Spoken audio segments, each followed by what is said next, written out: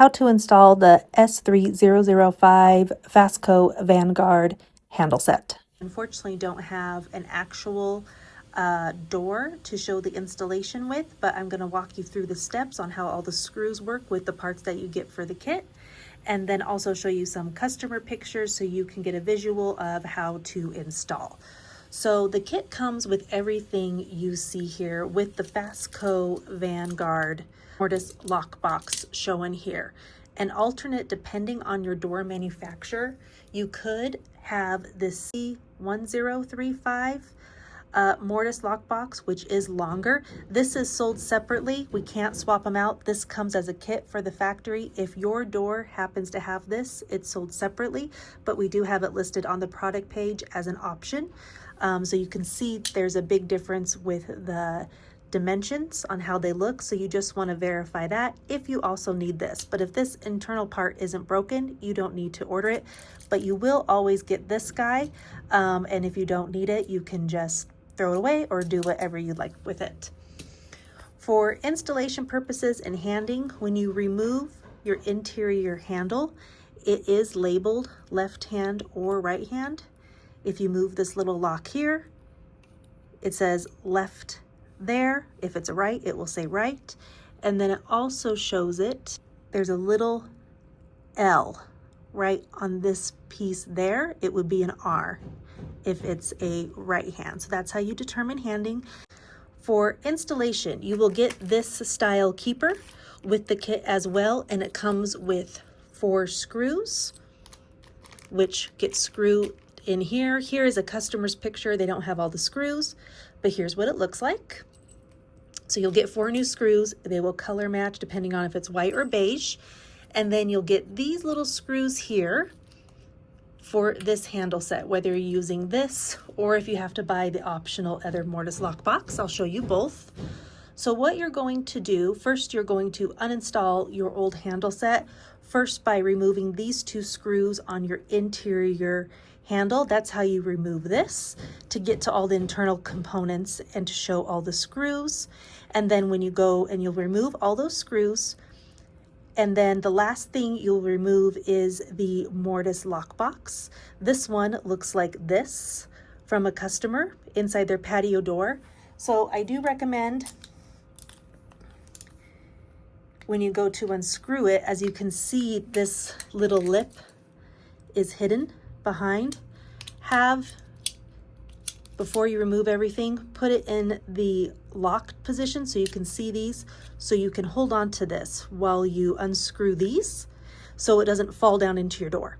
If it happens to fall down into your door, a string with a high power magnet will pick this bad boy back up and you can fish it out of your door. So now to install.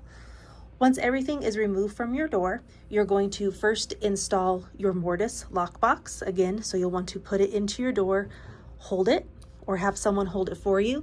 And then you have these 2 small screws, which screw in here. And it is labeled top, so you want this facing up.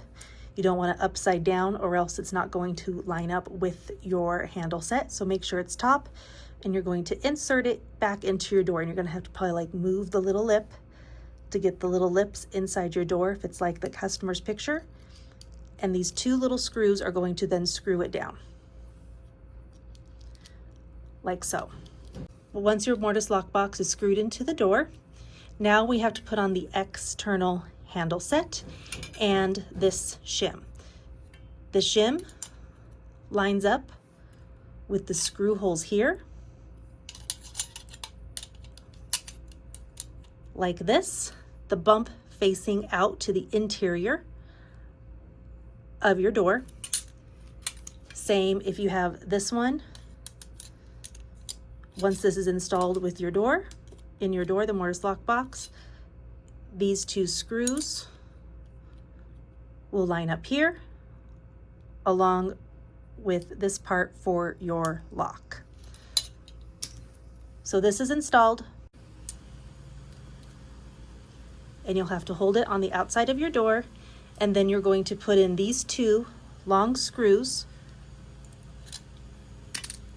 through and through. You'll have your door panel, the wood part or the vinyl part here, which will then go through these two holes here to the exterior, all the way through the exterior of your door, and then you'll be able to screw on your external handle set.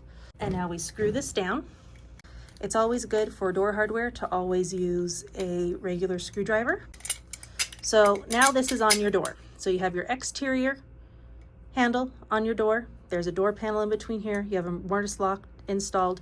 You have this shim installed. Now you can install your interior handle set with these two screws that are color matched. So this little guy here is going to line up with this guy here. We're in the locked position. So you lock, unlock, lock. We want it in the locked position. It's going to line up, this will be locked position.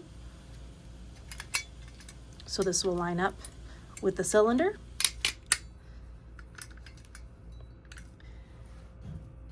And then you're going to put these two screws in here because you're going to see they actually screw down into this plate.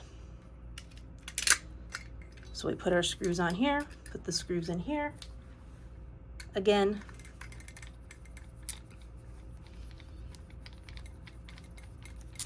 use a screwdriver, not a electric screw gun, so you do not strip out any screws. And so there you go. So you'll have your interior handle set. You have your mortise lock box, which could be this mortise lock box is the other option, which we have linked in the product page. And then we have our exterior handle set, and that's how all the screws work. And these screws will work that come with it inside this mortise lock box as well. I'm going to speed this part up, but here I am taking out the mortise lock box that comes with the handle set, and I'm putting on the S3005 to show you how everything does line up if you have to use this other lock box as well for your specific patio door. And checking for functionality. If something doesn't line up, you probably need to flip the mortise lock box.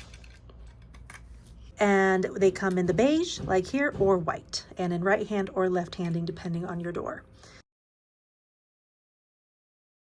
The S3005 handle set kit, and along with the C1035 optional mortise lock box, can be ordered on our website.